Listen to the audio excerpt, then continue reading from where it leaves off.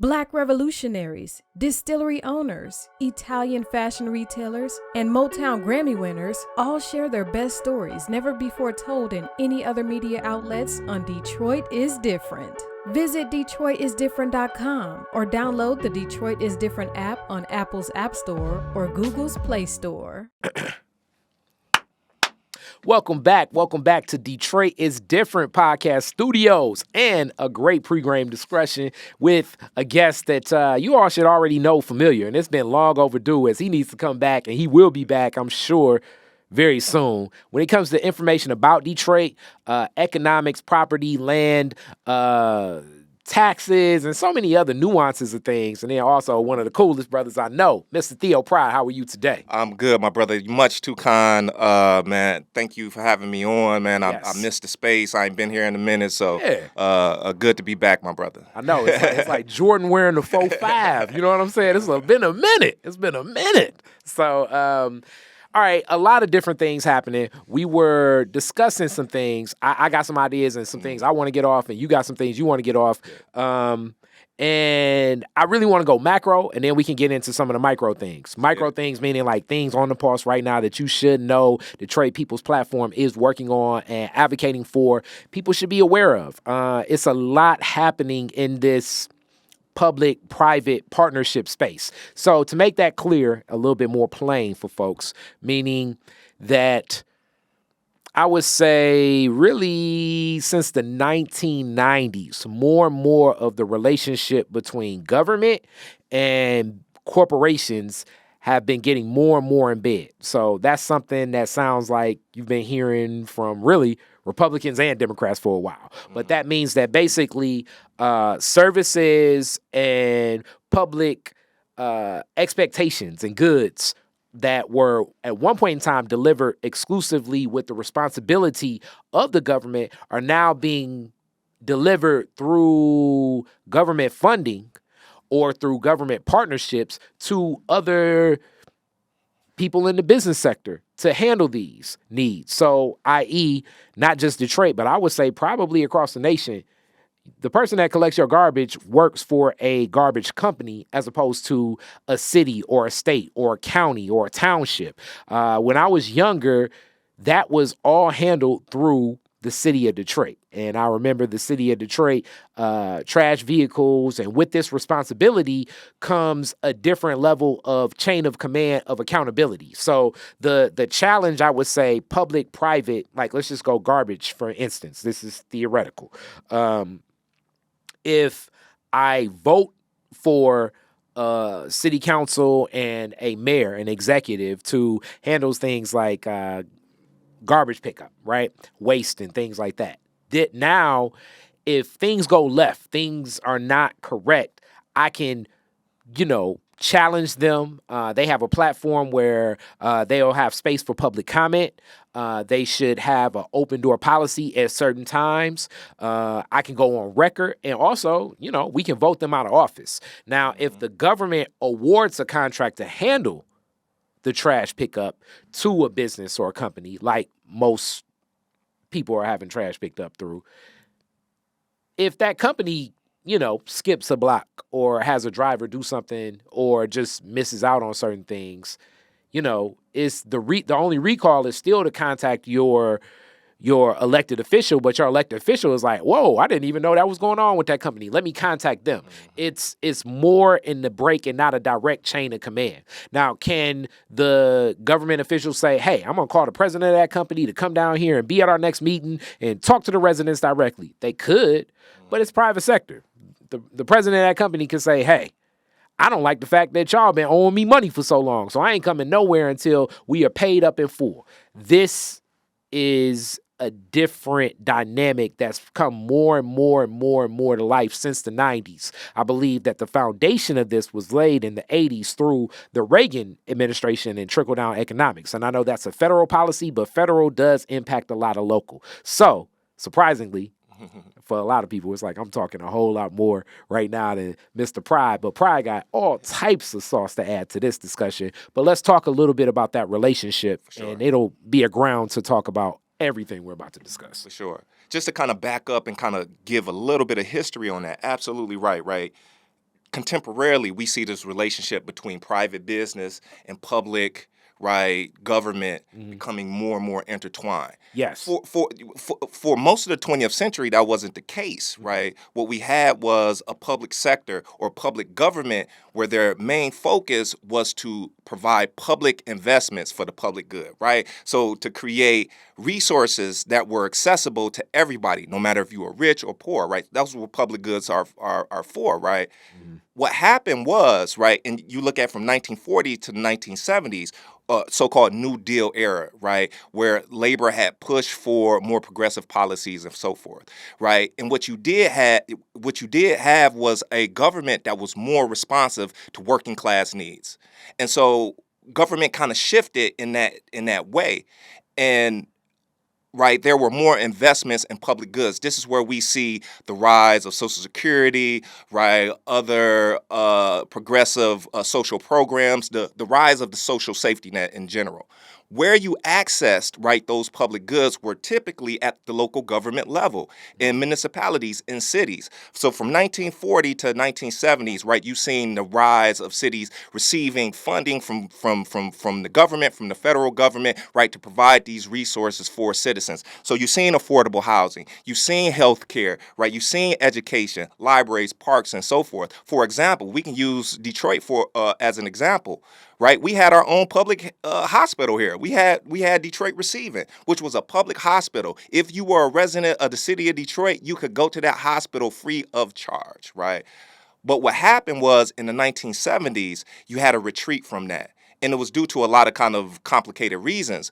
But one was that Black folks became, because of white flight and deindustrialization, right? Black folks became, right, leaders, right, of a lot of urban centers, right? So they began to assume power over a lot of cities, Detroit, Cleveland, Gary, Indiana, and so forth. And in assuming the power over those cities, they also assume power over the distribution of those public goods, which, because of racism, we know had shut Black people out disproportionately, right, from accessing those public goods. And what you had was a retreat of the federal government providing funding to cities in the 1970s, right, which was one of the number one funding sources of cities. Now cities were cash-strapped. And because of white flight and deindustrialization, the tax base was eroded. So in the 1970s, cities like Detroit had to come up with creative ways in which to raise revenue. Cities essentially shifted in the 1970s from one that was service-centered to its residents to one that was entrepreneurial. How can we engage, right, essentially in business to make money? And this is where a lot of these economic development agencies come from, right? The DEGC, Detroit Economic Growth Corporation, the Downtown Development Authority, and so forth. And the idea is that, right, these governmental agencies will work to create more private profit, right, over public goods, right? So essentially engaging in the market, right, to create money, right? So cities turned into like small businesses. And so you've seen the rise of these particular agencies. And so now the focus is more market-centered, where before it was more public-centered. And what this has done, it has, like you said, it has taken processes and governmental services, things the government used to do, pushed it into the private sector, the private sector, which then takes away a level of transparency and a level of public accountability, right? So your trash pickup analogy, absolutely, right? In the past, right, residents could come to the space, hold folks accountable, right? If they didn't like it, vote in a certain type of way and change those particular processes. Now, a lot of these public-private entities are behind the scenes, right? And they are steps away from that type of public accountability, which had been at the center of city government, right, historically. And it's also even from the whole concept of the free market era, you know, a quasi-government agency is a little bit above veil of other businesses themselves as well. So like, let's look at the natural selected monopoly of DTE, It's a natural monopoly. They believe that utilities can be natural monopolies and can exist in that space, but it's above veil because it's no competition. And it can do things to curtail competition. Some could argue, okay, this is going to always happen with capitalism, but I'm just not necessarily getting into that theoretical discussion. I'm going to just go straight line, period. The opportunity exists for something like this, and to compete. If Kari and Theo start our trash company, and we're competing against a trash company that has all these governmental contracts, I mean, it's how do we even kind of exist when, you know, the president and the CEOs and executives and the staff for them all have relationships with the public sector and are operating in a whole different space than, you know, the business day to day, where it's like, oh man, you know, we're out here like, you know, definitely dealing directly with businesses while they're dealing with a group of people that, as they say, the person you're providing the service for is not the person that's paying you. That's a different type of business relationship for anybody that's ever been in business. So it's kind of like, you know, if you really want to sell to kids, you kind of selling to the parents, but the kids may not like it still. It's a whole lot different when the kid has their own money and they go to the ice cream truck themselves. Right. You know, the ice cream truck has to be stocked differently. You know what I'm saying? You're going to have a lot of fruit and healthy snacks probably on your ice cream truck if you selling to the parent. But if you're selling to the kids, hot Cheetos and God knows what, the most sugary thing that you possibly could have. So this also goes to, as you say, like public accountability. Public accountability can be taken back on two levels, because not only do the public not really get to go in and talk directly to whoever's delivering this service, but also the person delivering this service knows that in reality, I could just get a relationship with the person delivering the check versus the people that actually are receiving the service. And this is like that same ground as you get into a discussion of like the challenges of where capitalism is a system that is so broken. It does exist. But it's because you're mixing the whole concept of capitalism with a little bit of something that ain't capitalism, you know? Right. I think that's an important kind of dichotomy to draw, right? There is a way in which the market is working. Yeah. Right. The market is working to take commodities, sell those particular commodities or services or what have you to make money. Yes. Period. To make a profit. Right. The public sector is not in the business of making profit. Right. And therefore it can operate differently. It has different type of constraints because it has a different agenda. The public sector is simply trying to maximize resources to provide, right, the best services. And programs and infrastructures or what have you, right, to the public, right? And so what happens when you take city government or you take any particular entity, right, that should serve a collective and you say, we're going to operate, right, in this private way, in this this market way. What happens is, of course, then you prioritize profit, right, over people, right? Are there certain instances where the market may provide, right, a greater outcome or a greater result? Perhaps, absolutely. Let me say this. Okay, all right. One of the key things, and people know, I'm always speak entrepreneurship. And one of the key things that always bothers me when politicians say this, even when a few business people say this, no business is a job creator. Because I'm not in business to create jobs. That's an externality. I'm in business to stay in business by making profit. Because if the goal is job creation, that's not going to work of growing the business itself. That's, I'm going to give you all this term. I sometimes use it, but now you all can understand it. That's an externality, meaning like it's an external outcome of what my goal was. And there are a lot of externalities that have happened. In my mind, the industrial age itself created a lot of externalities that built what we look at now as the working or middle class of America. But those were externalities. So even when I talk about public education, I usually start with the groundwork of, okay, public education was an institution started through the industrial age because barons of the time like Van Buren and Carnegie and Henry Ford and J.P. Morgan Chase needed to transition the agrarian worker from the agricultural farming society to an industrial worker that can learn. So the best ways are basically people walking in factories and not having their arms chopped off and their head cut off, which I don't think they really cared about the safety of the people at the time, because this is definitely way before OSHA existed. It was more so the productivity. I can't keep having every person that works on the line get their arm chopped off. So it's like, how do you teach them? They got to know how to read. They don't know how to read. They just been farming most of their life. Okay, so we need to teach these people to read so they can be a productive industrial worker. So hence, you get public education as an externality of the industrial age.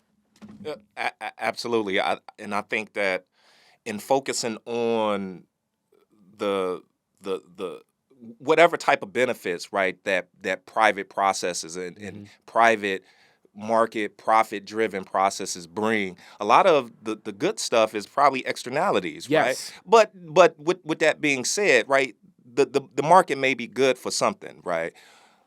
Other things is not good for. And I think that is the part of the analysis that's really important. Yeah. What should the market not be doing, right? Yes. What should the market not be doing, and what should be public ran, and what should be publicly kind of orientated, right? Things like healthcare, right? Things like affordable housing, right? Things like education, right? Those things seem to be historically, right, as we look at it, it seems to be better off, right, in the public sector, right, managed, right, in a public type of way. Now, when you begin to put the profit motive on those things, those processes become distorted somewhat.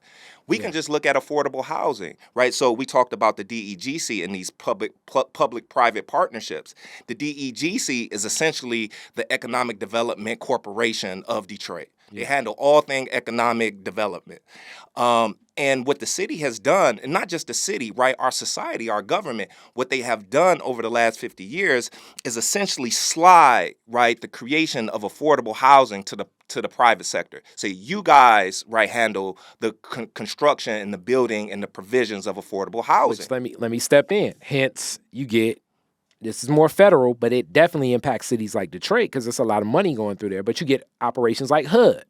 So it's like on paper, it's like, you think to yourself, all right, business owner,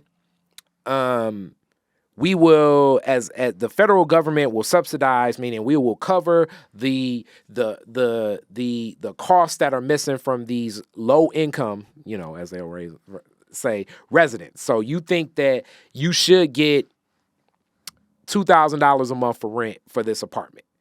We think that that's unreasonable for the low-income residents. So what we're going to do is we're going to provide you $1,000. So now you can only charge them $1,000 for the span of 20 years.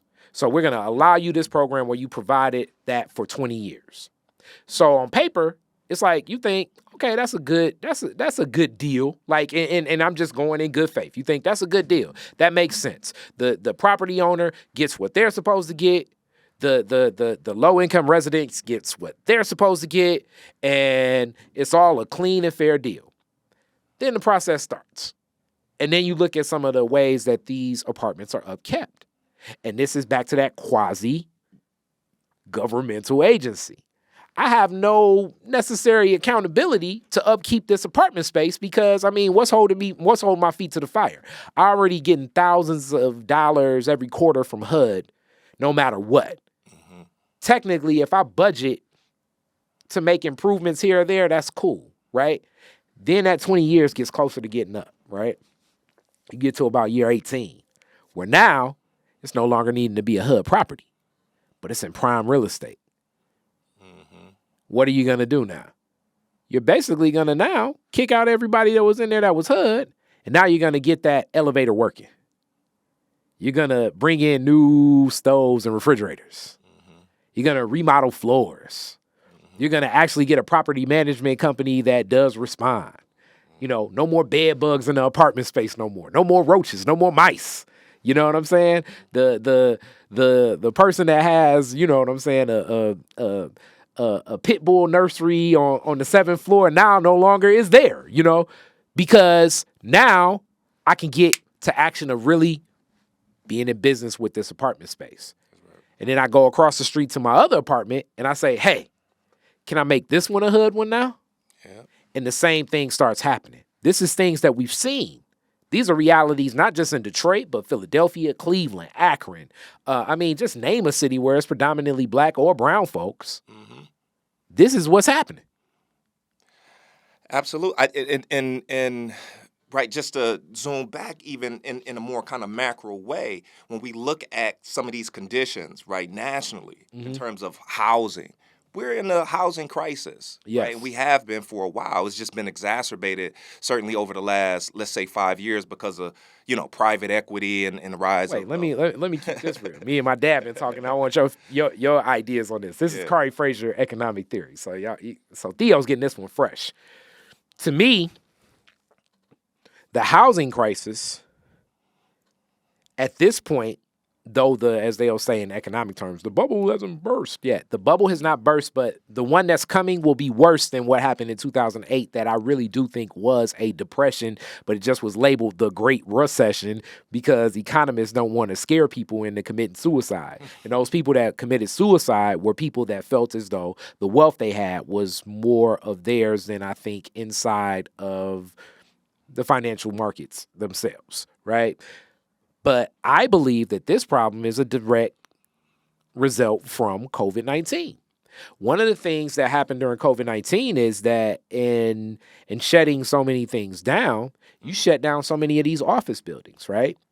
The occupancy of office spaces, even to this day, since then, is so low. I mean, most of your friends are probably going into work maybe one day a week, and they're pushing to try to get them to 2 or 3 days a week. So we even get senators, our president, Congress people saying, oh, we want to get people back to work. Now, they're not saying that because I think they really care about people getting back to work. But a lot of people back to that quasi relationship that have, you know, the barons of real estate were in, as we call it, business and corporate real estate. Those people are now transitioning to residential real estate. So you look at certain communities like mine, you know, houses that were 2-family flats are being partitioned off through massive corporations where now it's like, oh, you got low income, but what would have been a whole flat for you now is being partitioned off where 5 people are staying in a space that really was designed for 2 families at one point in time from the original design from Detroit, right? From its build. Mm-hmm. So corporate real estate is getting involved in residential real estate. Right. And this is causing such a housing crisis, not just in places like Detroit, because Detroit was very unique because this was one of the few places with such a large black home ownership stock, right? Massive here in Detroit, but across the country. So you talk to people in other places, they like, man, no, people never really own homes in the first place. But you look at neighborhoods like mine, I'm talking about 12th Street and Davison, Linwood, Dexter, Livernois. It is corporations that usually were in the corporate real estate are now stepping into this sector because those buildings downtown, even though the skyscrapers are still coming up in Detroit, are unoccupied. I mean, I was downtown at the Renaissance Center not too long ago, just walking, what was I doing? Dropping off some letters somewhere in business, right? Mm-hmm. And in dropping off the letters, it was almost shocking where I had to take a step back and I was like, man, all of the eateries, all of the restaurants that usually, you know, you make that walk from Renaissance Center over to the Millender Center. Mm-hmm. It's all of those buffets and stuff. And I mean, they're sparingly open, but that used to be bustling. Yeah. Right? Because the only people that used to maybe come into office once or twice were like executives. For sure. Now everyone from top to bottom, due to like building more relationships with family, friends, just themselves are like, I mean, do I really want to go in and do that? Especially when I've been working from Zoom for 3 years. I mean, do I got to go in? It's a lot of people that have taken buyouts or just quote unquote saying, I'm just quitting my job altogether. I just ride Uber. That's right. Or whatever. This is causing a big shift in a lot of things because, you know, it's starting to look desolate in many of these cities. That's right. the office buildings, because people aren't going back to work, are unoccupied. And then the people that then it's unoccupied, now we got to deal with the person that you owe the rent to. And it's like, all right, Mr. Renaissance Center, I mean, my office only got 10 people in here. You expect me to really continue to pay full price? Right. Do I look like a sucker? You know what I'm saying? So this is... I think that points to some of the deficiencies, right, in a lot of kind of private for-profit practices, right? Is that so we can look at the housing scenario that you outlined. Yeah, some of it is because of the real estate market is overextended. Like you've created this financial bubble, right? There has been economic shifts, like the decline, right, in office space real estate that then changes the valuation and the assessments and how that bubble looks. But then ultimately, right, there's a great deal of activity, right, and spending and financialization, right, in the housing market, right? So the overassessment is one part of the crisis. The other part of the crisis is that there's not enough housing for people. Yeah. Right? So think about those contradictions. You have a great deal of economic activity in the real estate market. People are building extensively, investing billions and billions of dollars. People are making money hand over a fist, but people, right, in our society, in our cities, right, in our states, don't have a place to live. There's incredible housing shortage, not just in California, not just in New York, everywhere, right? That's because of the way in which we've shifted, right? And we've thrown that social responsibility and that necessary social activity completely over, right, to, right, the private sector. And the private sector is only concerned about making money. Making the most money. So hence, when I build this new structure, I'm going to build it with 45 penthouses in 2 studios. That's right. I'm going to do the minimal of what I need to do where I can maximize getting whatever subsidy I'm getting from the government to not pay taxes or whatever, or I'm going to pick the right hub zone. These are different things, or opportunity zone. I'm going to pick where, what, how to maximize my profit, because that's the goal of being in business through the lens of capitalism. That's right. And you know what? Just to zoom to our kind of hyper-local context and situation. That's what we have going on here in the city of Detroit, right? Michigan, University of Michigan did a study maybe about 4 years ago, right? And they showed that every year, right, folks on the bottom of the socioeconomic ladder here in the city of Detroit, 9%, right, of those folks, 9% of Detroiters, right, the lowest income folks in our city have no place to live, are shut out of the housing market. There are no housing options for them. So they either have to squat, they have to be homeless, live on the street, or they got to move out of the city, right? But over the last 5 years, over the last 10 years, we've seen, right, a construction boom in the city of Detroit. And that's largely have been fueled by tax incentives. So it's a way in which our tax dollars have been collected, or tax abatements or discounts have been given, right, to developers so they can build housing specifically. But still, we don't have, right, the adequate amount of housing to then house the people in the city who need it the most. Why? Because providing housing to those folks is not profitable, right? And the type of housing that we see getting built in the city of Detroit is luxury housing and housing for students and housing for workers, is workforce housing for folks who work downtown and midtown and so forth, right? Because that is what is profitable, right, in the housing market. Yeah, definitely. I mean, you can drive up and down 8 Mile or definitely Telegraph, and you see those motels. It'll be like whole families in motel rooms. For sure. Swapping between couch surfing, sleeping in the car, getting to a shelter, and a motel sometimes. Like, the amount of people that you would be surprised, the amount of people living in motels. You know?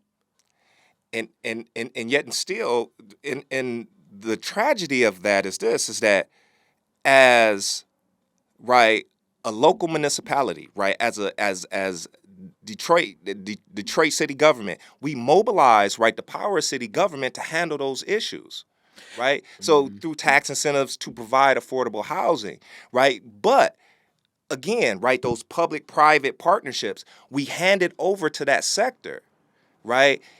if it was done in a way in which we were actually thinking about the collective needs of folks, right, and we took off of the board the idea or the need or the necessity to make profit, we would be doing housing in much different ways. Definitely.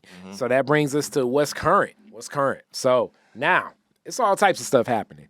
What's happening in the city of Detroit that we need to know about? Absolutely. So, as we think about these public-private partnerships and the way in which tax incentives are mobilized to spur economic development, right? So that's one thing that I do with Detroit People's Platform. I track a lot of the tax incentivized developments, right? Last year, I saw a development come across, right, the table of City Council, and it was for a light manufacturing center in the Milwaukee Junction. Which is close to the North End, of course, right?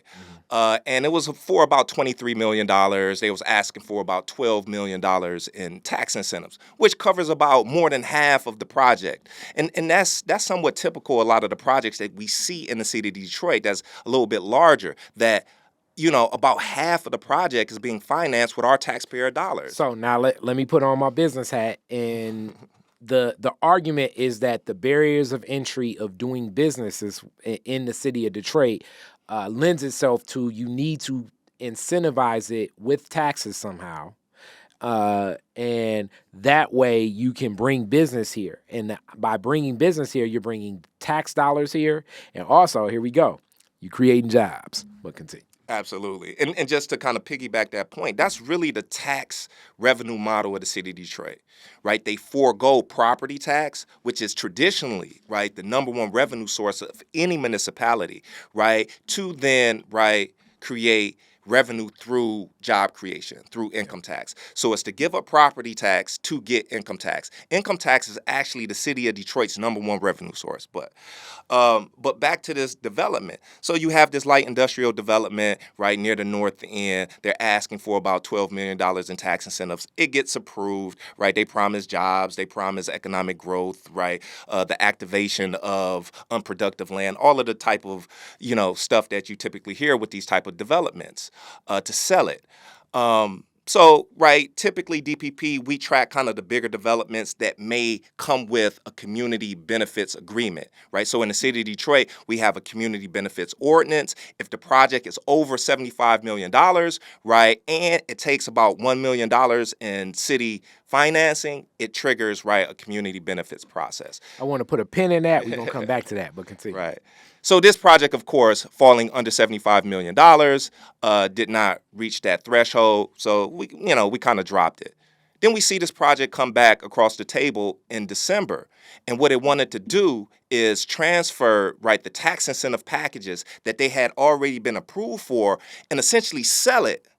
Again, take our tax dollars, right, and sell it to another developer, right, the tax incentive package, and sell it to another developer. So in the city of Detroit, if you have tax incentives, it can be transferred over to another developer. And so this is what they were asking city council to do, right? But the problem is that they transferred it over to a developer who planned to build a totally different development and not keep the same small manufacturing plant that was initially proposed.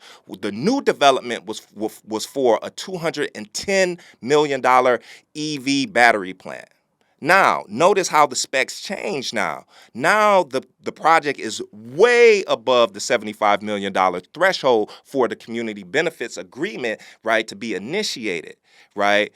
So the process goes forward, right? There's no mention of how they triggered a community benefits agreement. There's no mention of sending them back right through the approval process. They just get the tax incentives. So essentially, this project flew under the radar. When I went to community and asked people about this EV battery plant, nobody knew about it, right? And it's really important because of this, right? As we think about what these public-private entities are doing, right, and the importance, right, of public oversight. It is that, and there's a lot of things wrong with our CBO, our Community Benefits Ordinance, which I'm sure we'll talk about. But one thing that it does do, it allows for more transparency with developments that take our tax dollars, and it allows for another layer of public accountability. Why? Because The project has to be approved, right, by the NAC, which is the Neighborhood Advisory Council, the collection of residents that are chosen to sit at the negotiation table with the developer to carve out community benefits. They have to approve the project. They have to approve the community benefits package in order for it to continue down the approval process, right? And so what it does is it adds a layer of scrutiny that community can essentially apply to any project. Do we want this? Is this bad for us? Is this equitable? Is this whatever, right? Those processes and that ability, those community tools and opportunities were taken away, right, because of the way in which a CBO should have been triggered, but it was not. So why is this important? This is important because it is. Right, we have a community benefits ordinance, right, in place for a reason because of all of the things that I mentioned, right? If developers are able to propose smaller developments and then transfer it over to a bigger development, right, and it then can avoid and bypass, right, the CBO, then that is a play in which to deem the CBO absolutely ineffective, right?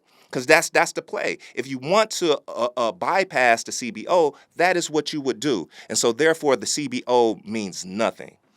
All right, that's deep. That's deep. So a couple different things. Thank you for the overview of that. I remember you were letting me know when we had the conversation a little bit about it, but now I see the full lens. And that's where I said I wanted to start macro, and I think this was like a good foundation of a lot of things, you know, because I know, you know, especially me and you together, it's like people like, man, they just angry at everything. And it's like, no, we just want people to be aware and apply some critical thinking to this, because I often look at there is ignorance, as I've been ignorant to a lot of this stuff. I'm learning still, still. Do not consider me an expert in any of this. I'm learning and I'm open to getting in new perspectives of seeing where this comes from. But as much as I'm open to that, I also live on Clements, off 12th Street. You know, we were dealing with a development that sued my whole neighborhood, you know? So I got gut feelings about some of this stuff where it's like, it still don't necessarily seem right. So some of the gut and the mind come together, you know? So I first want to say that, you know, recap kind of what you gave to make sure that this is clear. Yeah. So it was a development that would have took place in the North End that was going to do something like light industrial. That is, I don't want to say commonplace, but for lack of a better term, it looks very common in place to this form of development. That's right. And with that, everything went through with city council and the city to say, yep, go on and move forward. Right. There's a process in mind where there's a process at play where a tax incentive package can be transferred to another developer, sold to another developer. This is in business. It's kind of like having a liquor license at, you know, at the party store, and then turning around and saying, oh man, you know, Ford Field is expanding. Let me tell my liquor license to Ford Field. And it's like, whoa. You were selling beer and wine out of 7 coolers. Now you about to sell this liquor license to a whole arena? What? We got to run that back, my G. We got to run it back. That's right. That's the analogy I got for you. Same thing's happening with this. It's like, we got to, whoa. We got to run this back. Right. You know, because you're talking 10 times as much money now, you know, not to the T, but about 10 times as much money, and definitely a bigger footprint. Even a whole different process. We may need to, you know, bring in a whole nother group of everything involved in this process, because you're shifting the focus of what this is. Back to the liquor store analogy, because I can guarantee you, the state of Michigan will definitely be stepping up if you sell your liquor license to something that's completely different. So CBO, Community Benefits Ordinance, is, I believe, one of the strongest people's victories we've had to date in a while. And there are many other people's victories, but that was strong. I would say that and right to counsel are two huge fights. Detroit People's Platforms, Sugar Law, many others. It's Council President Sheffield. Like a lot of people were like, okay, let's get this and let's dig our feet in, and this will be for the people. To basically always say if a development above this $75 million threshold were to happen in the city of Detroit, you're going to need to have a community benefits package. That community benefits package will include different things like, all right, well, you're going to have to, make sure that you put a playground here or put some green spaces here. Or this is, we don't want you to. We don't want you to like the warehouse that was coming in our. We don't want any explosives in this warehouse. We don't want you stocking liquor in this warehouse or any poisonous toxins and things like this. This is what can be worked out in a community benefits agreement, CBA. But also, you're going to have to appoint a board of community members to be a part of this to make the decisions of what this is, right? So, I mean, you can't just call it community and then just come in with the same corporation and say, hey, we feel we community because we are part of the community now. No, it's an ordinance that has this going in it. So with that being said, now as that's come to life in action, as a lot of things sometimes come to life, and this is why public sector can present some difficulties that private usually doesn't. Because private, you got one complete goal. It's always, how much money can I make? That's right. With public, it's new dynamics because we're dynamic. You got to respond to the people that are there, Right. So, I don't know, 35, 40 years ago, urban farming in the city of Detroit and gardening was not the movement that it is now. So you weren't thinking about certain things like, wait. People are going to want to put some chickens over there. Mm-hmm. You didn't have to think of stuff like that. Or, one second, what is that going to do to the soil? Mm-hmm. That's not where the public was. And I'm not saying the public didn't care, but it just was a different shift in focus. Whereas now you have to respond and be responsive. So the CBO needs to be, as I say, it's certain things now that we've seen it in action, and even things like this bring to light, okay, we need to amend the CBO. And that needs to be something that we're thinking about as next year is a local Detroit municipal election. And everyone running for council and mayor needs to be speaking about the amendments needed for this. But please add. Absolutely. I think this whole process points to the way in which, like you said, the CBO was a huge community win, right? And the folks remember back then, 2013 to 2016, when we got it on the ballot, it was a huge community lift, right? It took a lot of planning, organizing, coming together, all of that type of stuff. And also to remember, right, community didn't get the version of the CBO we wanted, right? Scott Benson proposed a watered down corporate version of it. But still, right, what we got is historic in the sense that, like I said before, it does add a level of transparency. It adds a layer of public accountability and oversight that would not be there otherwise. So it's great for all of those type of reasons. And then also, too, just the ability to sit down and kind of carve out those community benefits. There has been huge wins in terms of community benefits agreements, right, since the ordinance has been in place. But with all that being said, it definitely has to be amended. It has to be sharpened and improved.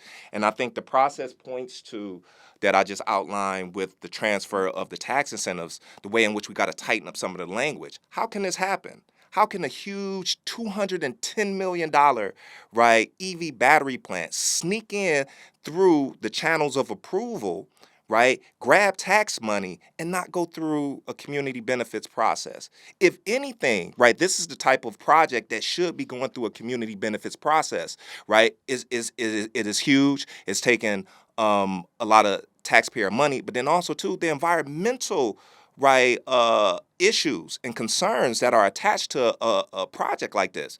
This is the type of project community and residents should be informed about, engaged in, and deciding if they want it or not. So that's one thing. Like, how can we tighten up the language to ensure that something like this doesn't happen, right? The other thing, too, is that when we think about the community benefits process, right, since it's been implemented, what we've had is NACS, which is the Neighborhood Advisory Council that I mentioned, that has not fully represented the community, right? And if you're not fully representing the community, right, you're not going to advocate, and you're not going to negotiate benefits that align with the demands and the needs of the community. And essentially, that's what we've seen. Why? Because only 2 of the members on the NAC are actually voted on by the residents. So only 2 of the 9-member body, right, actually comes from or are appointed by the community itself.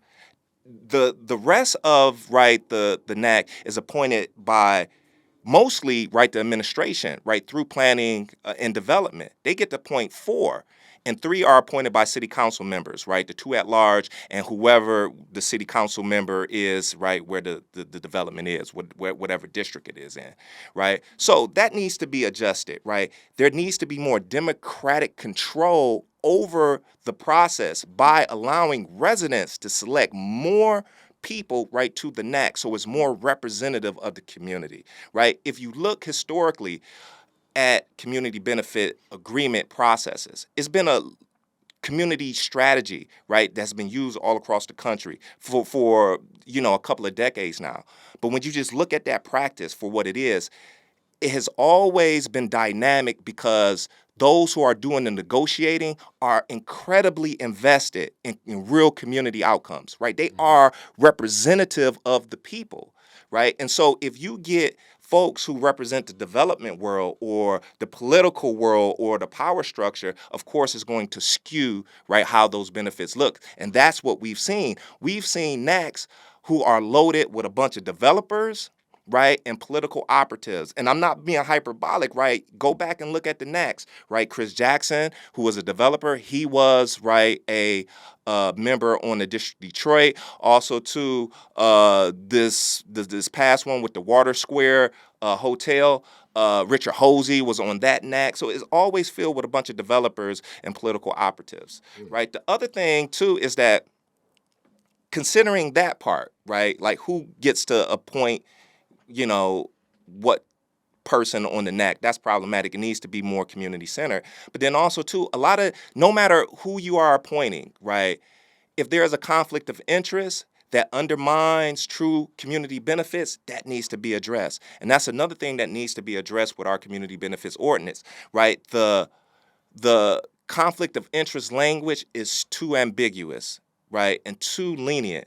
It needs to be more stringent, and it needs to be applied and enforced in ways that actually vet people, right, properly, so we don't get developers, right, who stand in opposition, right, to true community benefits, sitting on the NAC, negotiating on behalf of the community when they actually represent the interests, right, of the developer.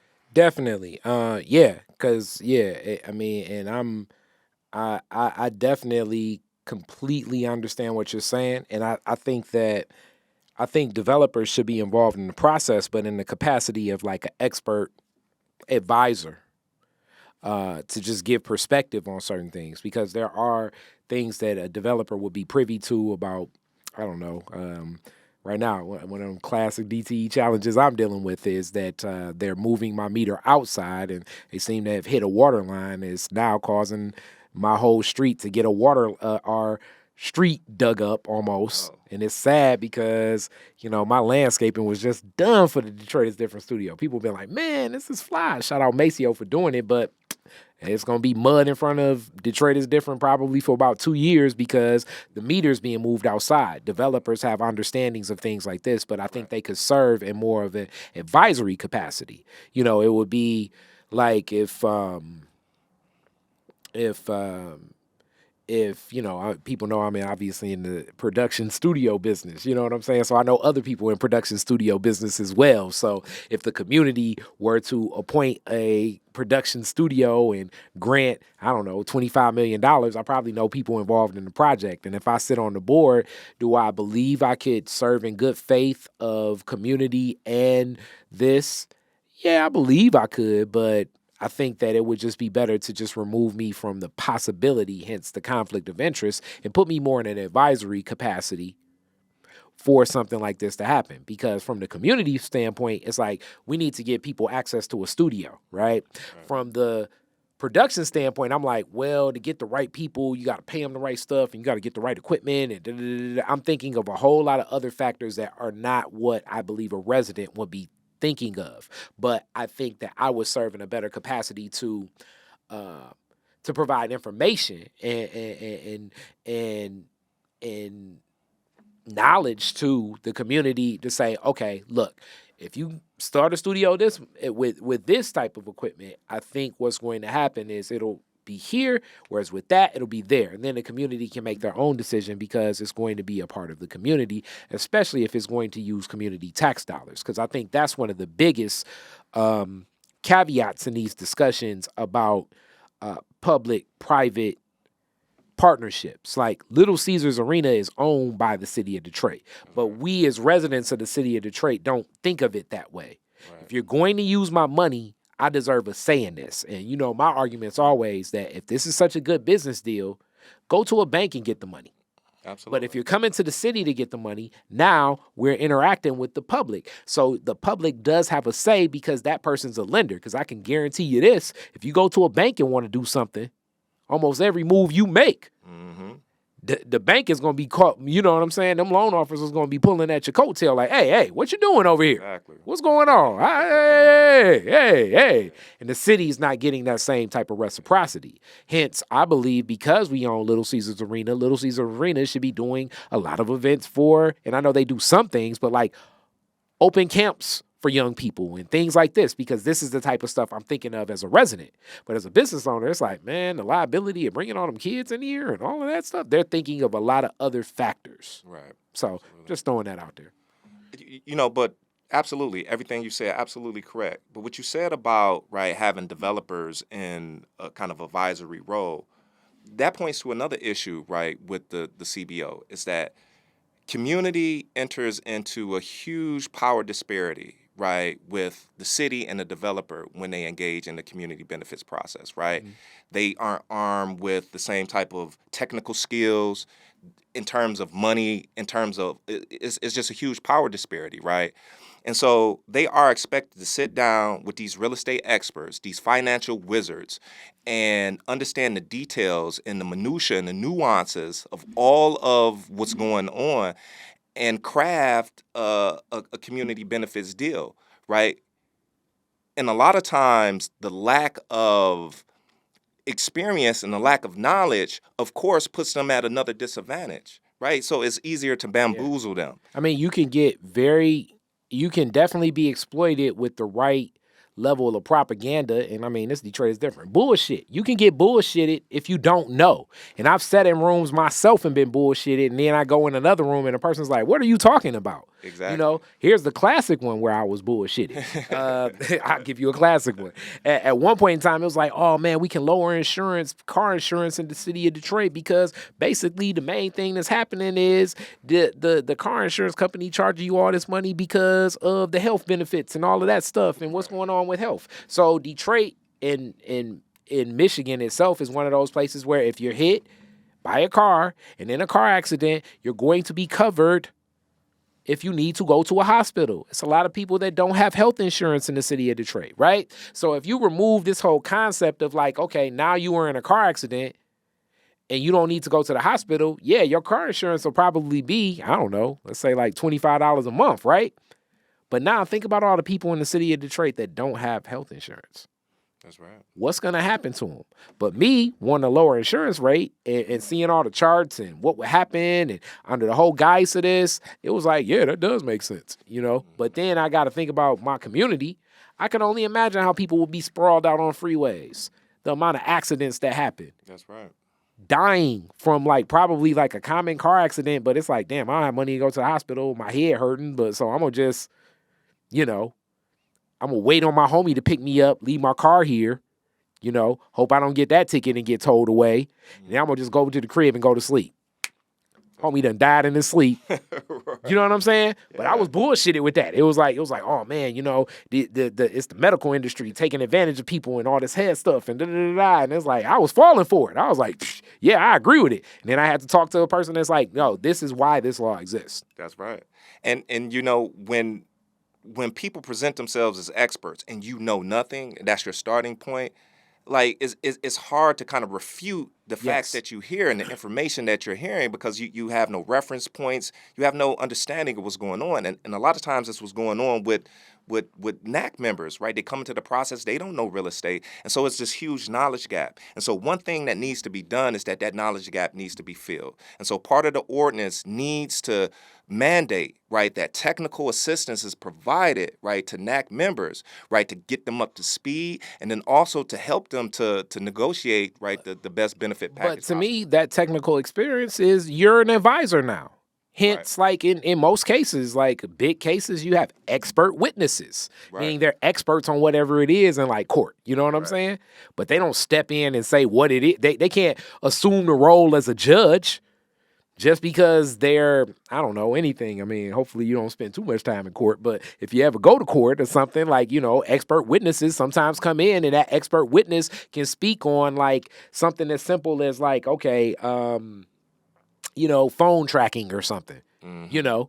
So that expert witness knows all about tracking a phone and where it travels and all of that. So, but the person that tracks that's the expert witness can't say, hey, I can tell that this person was right where they said they weren't at the time because I do this every day. No, they can't assume the role as the judge. To me, the judge in this is the community itself, right? So the developer is an expert witness. The attorney that negotiates stuff like this, they're the expert witness. If I'm in the business like this, you know what I'm saying? I'm an attorney that negotiates deals like this all the time, and I get the opportunity to sit on this community benefit. I get to sit on this NAC. Then you can't tell me that I'm thinking in the back of my mind like, all right, after this, I'm gonna slide them a business card and possibly, you know, they doing a deal down in Tampa.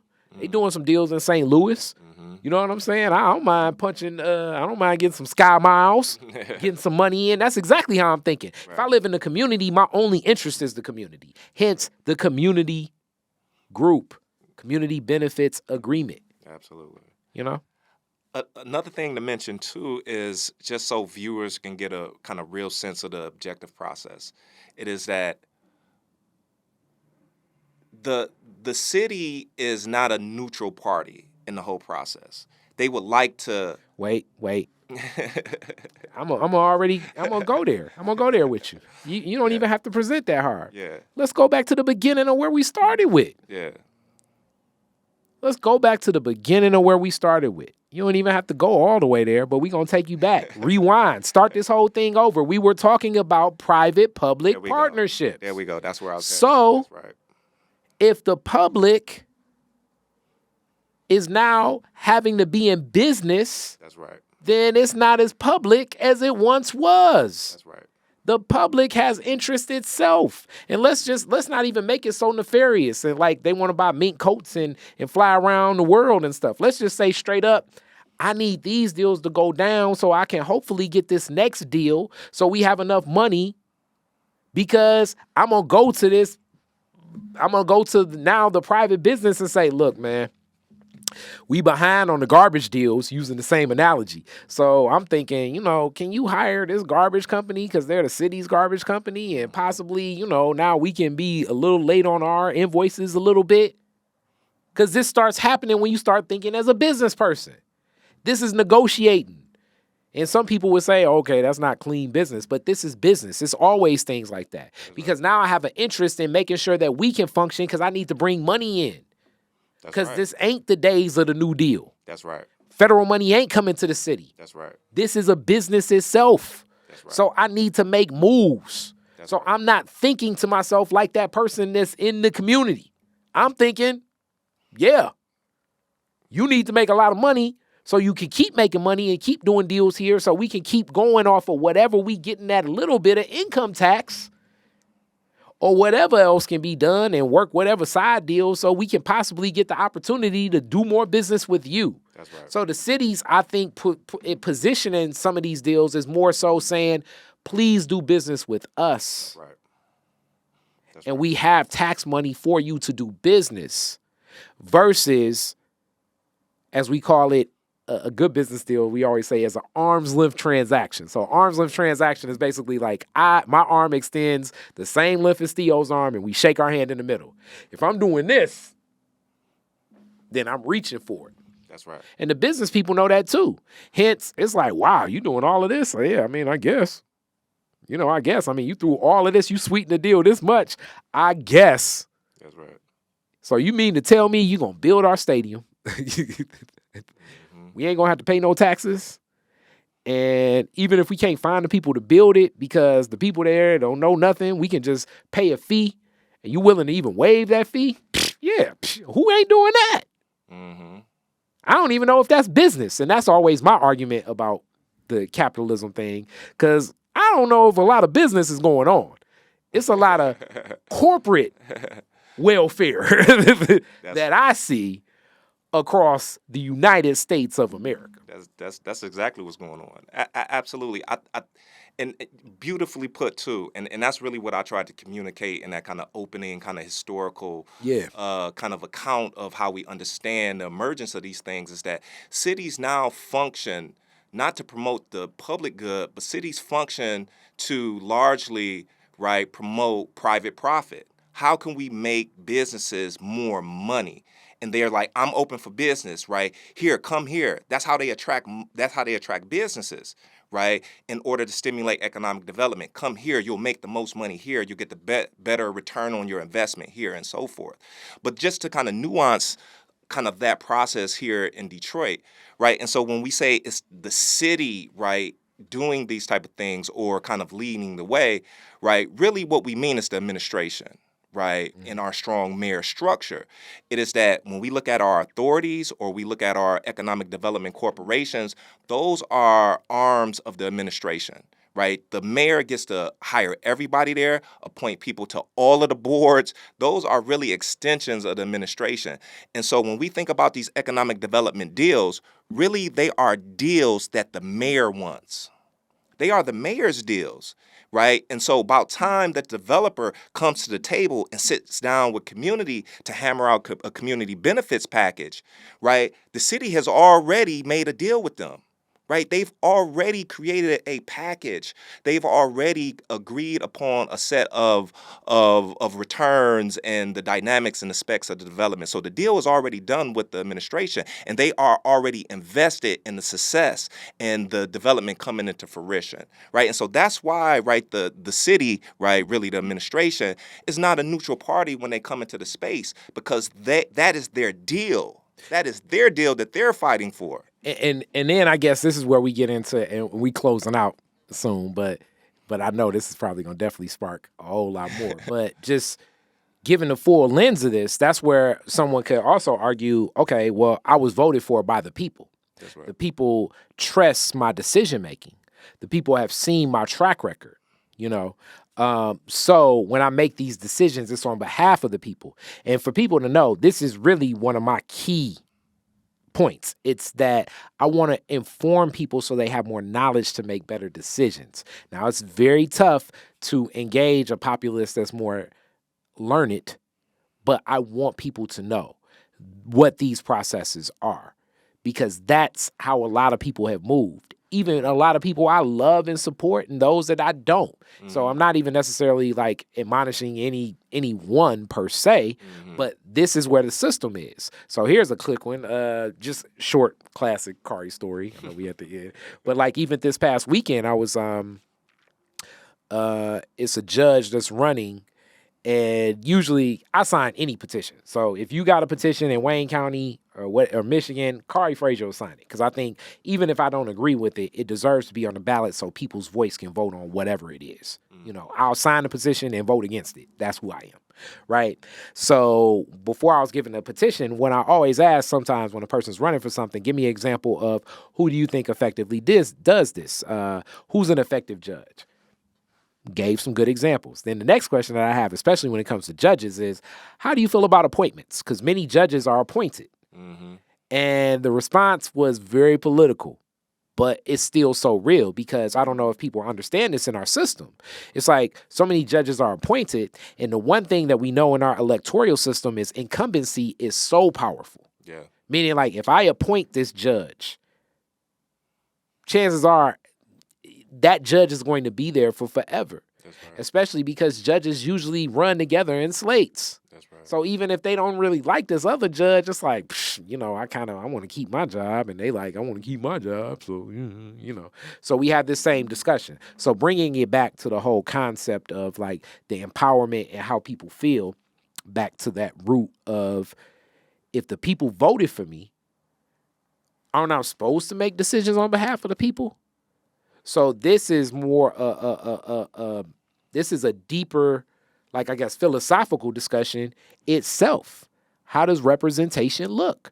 Do you want to represent, do you look at the people as saying like, I think a lot of people necessarily ain't got time to sit and really go through the nuances of understanding all of this stuff. So, I mean, to even do it, it's going to be exhaustive.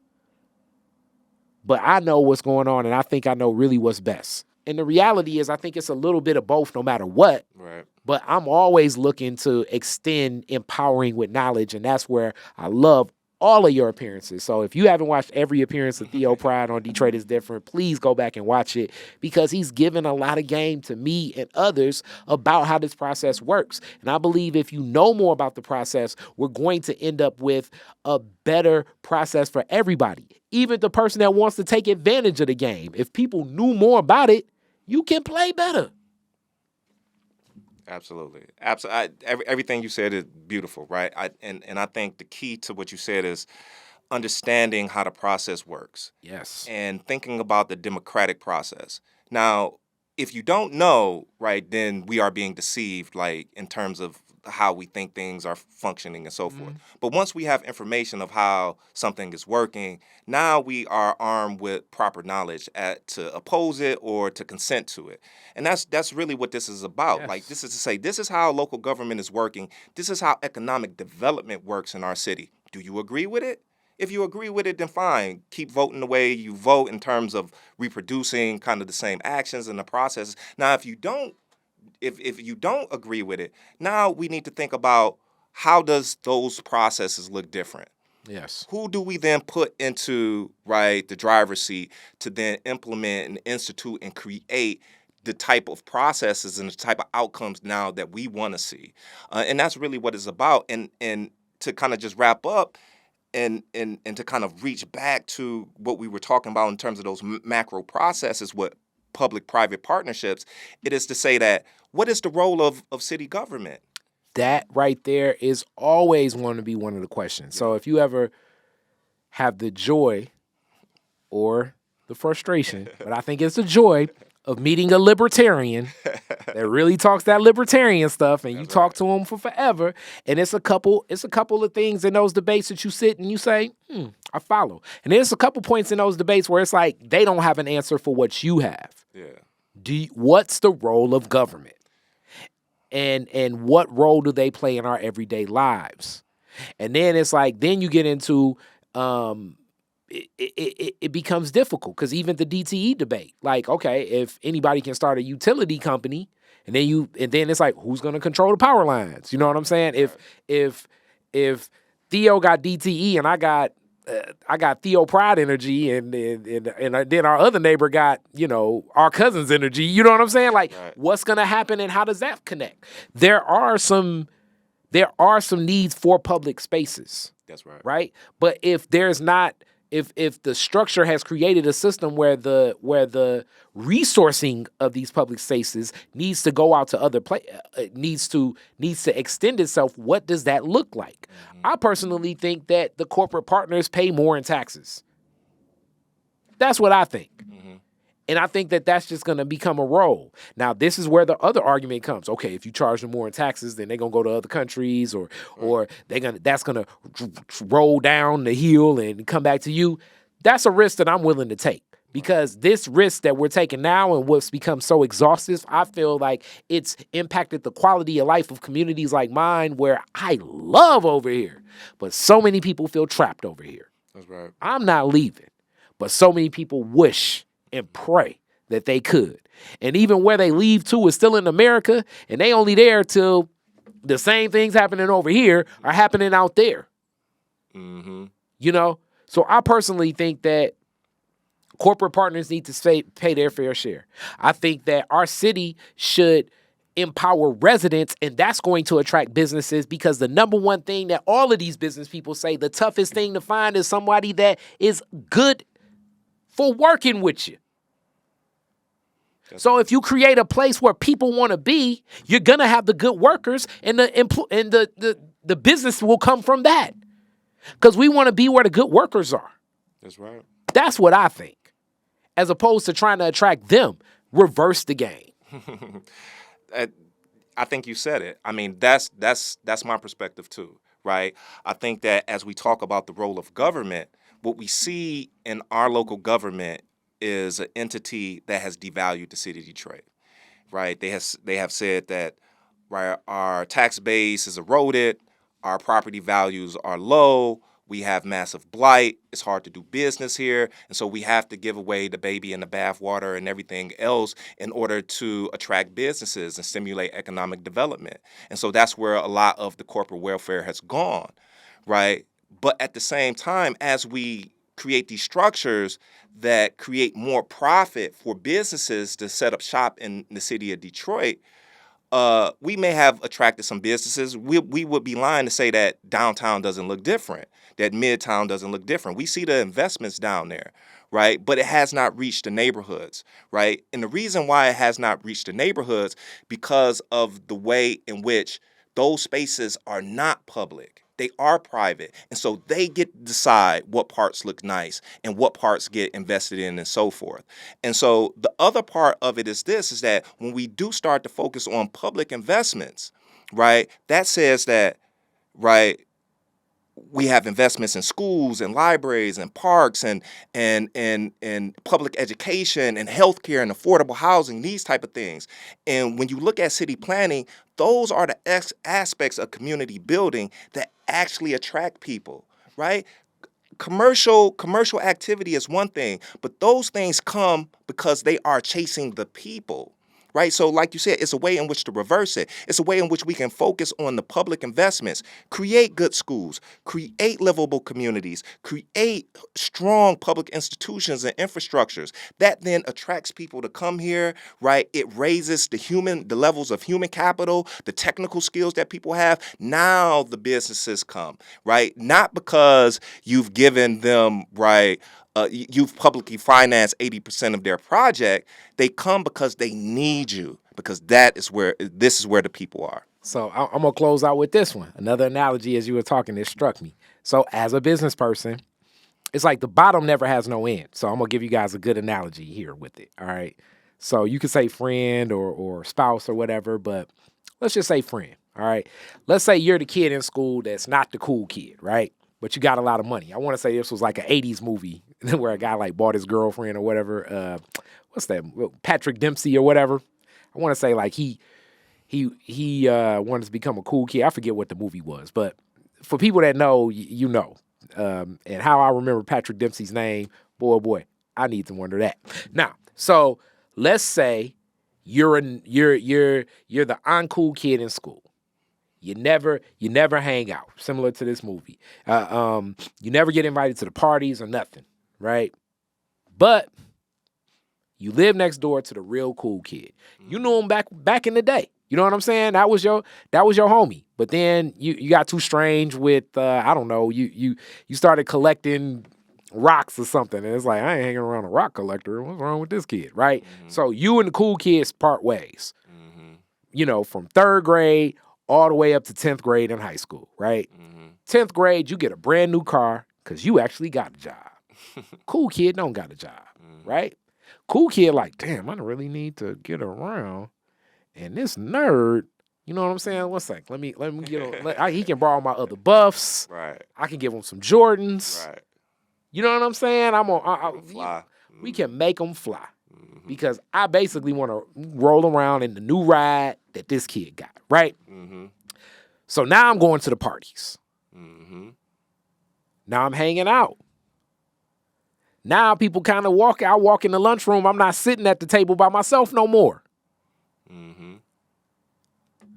Then my car break down. That's kind of what I see it is. It's no bottom. Are they really here to be here, or are they here because of the incentives? You just never know. The incentive for the friend analogy is you got to ride. And it's like, he don't want to take the bus or she don't want to take the bus. You ain't got a car no more. You ain't got your friend. So were they ever really your friend in the first place? When it's businesses that were already here, that's how I feel. Empower those people that were already here for years. Hence, back to making those decisions should be entrenched in all of those types of business decisions that are happening throughout the city of Detroit, because they've already put in the work. They have that track record. It's no telling if that person that you had to incentivize to be where they're at, if they're really here. And in that arm's length transaction, especially in business, it's the psychology of it. It's a lot of body language stuff. It's a whole lot of things that go on. It's like I have to sweeten the deal. Hence the whole, when people say the price is the price is the price is the price. If you notice, sometimes I'll do things because I do have a community business at much different discounts of stuff. Sometimes I zero it out, but they're still getting an invoice of what the price was because of the psychology of the price is the price is the price is the price. That's right. When it starts getting known, and possibly even when I do that, when word gets out that basically you giving incentives and it really don't matter, people aren't even doing business with you the same. And this is another one of those arguments. These same businesses have businesses that are going on in Miami, in Las Vegas, in Los Angeles. What's their incentive package there? Guess what their incentive package for Mr. Ross in South Beach is? It ain't one. Right. Because South Beach feels like if you want to do business down here in Miami, guess what? You paying. That's right. That's business. If we got to incentivize you, that's something different. So I just wanted to close with that. No, I agree. I think that a couple of things. One is that, so the DEGC would tell us that, right, these developments cannot happen with tax incentives, right? There are development barriers, financial barriers, and so forth. I would concede a little bit, right? I would say, okay, but I would nuance it a bit, and I would say those developments can't happen. Those proposed developments can't happen because what is going on essentially, and again, as we kind of draw in and bring into discussion again, these public-private partnerships and the way in which it takes a level of transparency away from the process, right? A lot of things are going on behind closed doors. And what is going on is that developers are allowed to go to the DEGC and these economic development corporations and present their pro formas, right? They get to provide the rationale as to what constitutes profitability.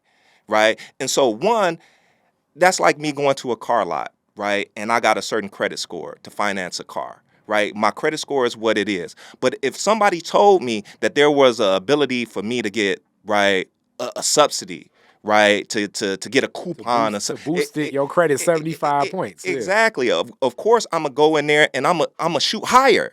Yeah. I'm going to shoot higher. So now I'm not going to get the Saturn. I'm going to go ahead and get the Benz. Yeah. Right? And so what is going on, the providing of the tax incentives allow a lot of the developers to come in and propose a different type of development that does not necessarily fit the market because of the tax incentives that are provided. Yeah, so, right, the $2 billion skyscraper, Hudson skyscraper, that probably won't happen, but a development will happen. And that is what we need. What are the developments that fit Detroit, and who are the developers who really want to be here? Because those are the folks and those are the type of businesses that are going to anchor our community because they are here because of the people and they are here because of the city. I definitely feel you. And I would even go as far as the argument, you're right. There is a lot of red tape and a lot of other things, but that's, to me, when you're in the political space, you're supposed to be breaking those things down. That's right. That's what to me, that's the role of you being a politician, not necessarily saying because of these structures, we got to function within the broken structure. You know what I'm saying? It ain't my crib with the leaky faucet where it's like, okay, I'm going to just put a bucket under it. You know what I'm saying? It's like, stop putting the bucket under it. That's what you're supposed to do. But as always, man, this was great. Detroit People's Platform, you know, Theo going to be back, and we going to definitely be talking budget sometime soon. We going to get you on public comment and all of that as well, man. What's up. Thank you. Peace. Appreciate you. Detroit is Different is where you get information, artistry, history, music, and even comedy. Detroit is Different, a home for the culture of Detroit. Visit online at DetroitisDifferent.com today.